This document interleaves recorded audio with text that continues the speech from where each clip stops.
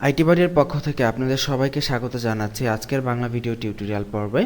গত পর্বে আমরা একটি চমৎকার অ্যানিমেশন ইফেক্ট তৈরি করতে পেরেছি এবং আজকের পর্বে আমরা সেই অ্যানিমেশনের আরও কিছু জিনিস সম্পর্কে জানব।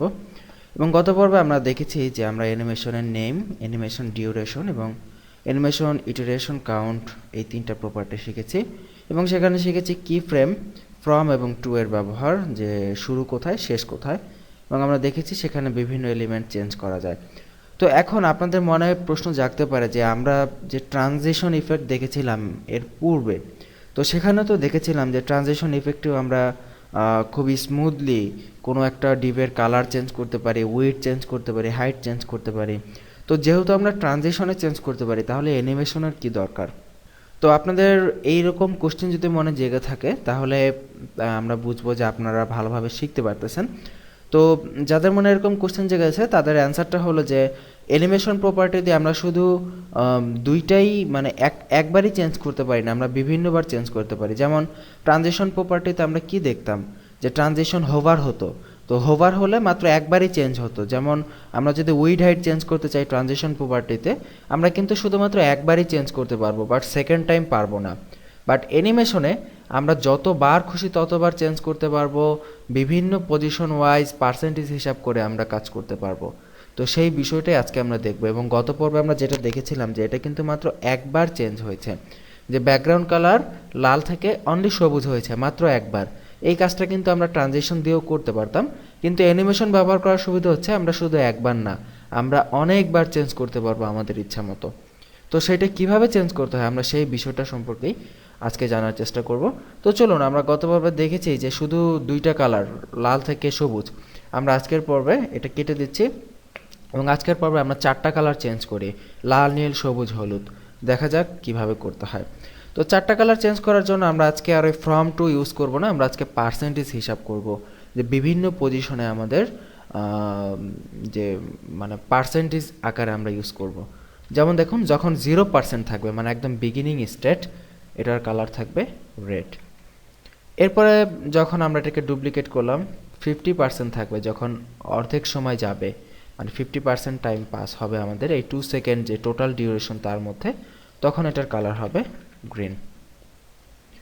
এরপরে আমরা যখন দেখব যে আমরা এখানে তিনটা স্টেট দিচ্ছি আপাতত, 100% টাইমে যখন যাবে, যখন এটা 100% পজিশন হবে, তখন কালার হবে ব্লু। যদি আমরা 100% পজিশনে গিয়ে আমরা কালারটা রেড দিতে পারতাম, যেহেতু লাল থেকে শুরু হয়েছে সো আমরা লালেই গিয়ে শেষ করি, সেক্ষেত্রে আর এখানে কোনো ওভাররাইট হওয়ার সম্ভাবনা নেই। দেখুন 0% এবং 100% টাইমটা কিন্তু একই, তাই না? কারণ শুরু থেকে ঘুরে আবার তো শুরুতেই আসবে এবং আমরা এখানে 3বার ঘুরিয়েছি লুপটা, সো 3বার ঘুরবে। জিনিসটা অনেকটা বৃত্তের মতো। একটা বৃত্তকে, একটা বলকে যদি আপনি হাতে দড়ি দিয়ে বেঁধে যদি ঘোরাতে থাকেন, সে 0% টাইমিংয়ে যে পজিশনে থাকবে মানে বিগিনিং লেভেল যেখান থেকে আপনি ঘোরানো শুরু করবেন, সেটাকে যদি চেইন আকারে আপনি ঘোরান, সেটা কিন্তু এক পর্যায়ে 100% পুরো বৃত্তটা ঘুরে কিন্তু ঠিক আগের পজিশনেই আসবে। ঠিক এটাও সেরকম, এটা যেখান থেকে শুরু হবে 0% পজিশন, সেইখানে কালার যেটা থাকবে, মাঝখানে কালার অনেকবার চেঞ্জ হতে পারে, কিন্তু যখন এটা আবার 100% পজিশনে আসবে সেটার কালার সেম দেওয়াটাই বেটার বলে আমি মনে করি। এবার আমরা রিফ্রেশ করি পেজটা, দেখব লাল থেকে সবুজ, সবুজ থেকে লাল, লাল থেকে সবুজ, সবুজ থেকে লাল, ঠিক এইভাবে টোটাল 3বার হবে, 3বার হয়ে থেমে যাবে। সো এটা হচ্ছে মাত্র 3টা স্টেট, 0, 50 এবং 100%। আমরা এটাকে আরও অনেক স্টেট করতে পারি, এখানে 20% দিতে পারি, এখানে দেখুন আমরা 40% দিয়ে দিচ্ছি। কালার গ্রিন ছিল, আমরা কালার ব্লু করি। এরপরে এখানে 80% দেই। আমরা কিন্তু জাস্ট ডুপ্লিকেট করতেছি কন্ট্রোল ডি দিয়ে, আপনারা কিন্তু এগুলো সম্পর্কে জানেন। কেউ যদি এই টিউটোরিয়াল ফার্স্টে দেখে থাকেন তিনি এইগুলো নাও বুঝতে পারেন, এর জন্য আমাদের আগের ভিডিওগুলো দেখুন। ব্লু, তারপরে ইয়েলো করে দিচ্ছি ডুপ্লিকেট করে, তারপরে 100% আবার রেড। এবার যদি আমরা রিফ্রেশ করি পেজটা, দেখব বিভিন্ন স্টেপের কালারগুলো চেঞ্জ হচ্ছে এবং আমরা যেহেতু এটার টোটাল ডিউরেশন 2 সেকেন্ড দিয়েছি, সো কালারগুলো খুব দ্রুত চেঞ্জ হচ্ছে। আমরা যদি এটা 4 সেকেন্ড দিই তাহলে আমরা দেখব, রিফ্রেশ করি, দেখব যে খুব স্লোলি কালারগুলো আস্তে আস্তে সুন্দরভাবে চেঞ্জ হচ্ছে। এবং কালার চেঞ্জগুলো কিন্তু আপনার 3বার হবে, যেহেতু আমরা এখানে ইটারেশন কাউন্ট এখানে 3 টাইমস দিয়েছি, সো এটা 3বার চেঞ্জ হবে।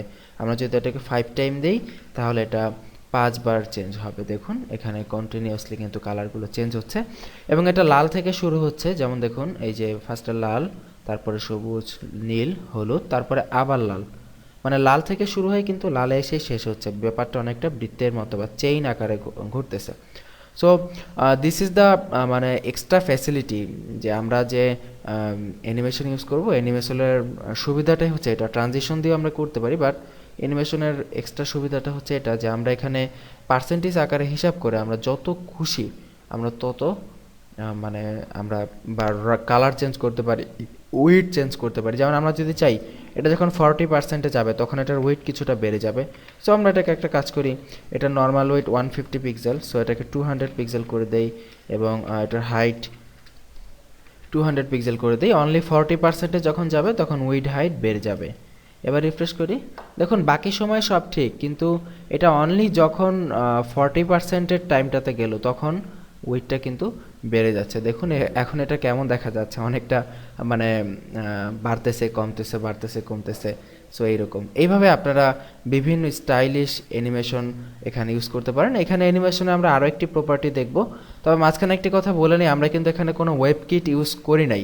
সো আপনারা যারা কোডিং করবেন তারা যে কাজটা করতে পারেন, আপনারা লেটেস্ট ভার্সন ব্রাউজার ইউজ করবেন এবং লেটেস্ট ভার্সন ব্রাউজারের সুবিধা হবে কি যে এই কোডগুলো, এই জটিল কোডগুলো বা একটু বড় টাইপের কোডগুলো আপনি ওয়েব কিট ছাড়াই আউটপুট দেখতে পারবেন যদি গুগল ক্রোম ইউজ করেন। আউটপুট দেখে আপনি যখন এটাকে ফাইনাল করে ফেলবেন, আপনার অ্যানিমেশনটা ফাইনাল হয়ে যাবে, তারপরে আপনি সেটাকে ওয়েব কিটে কনভার্ট করে দেবেন। তাহলে আপনাকে বারবার এডিট করতে ঝামেলা হবে না।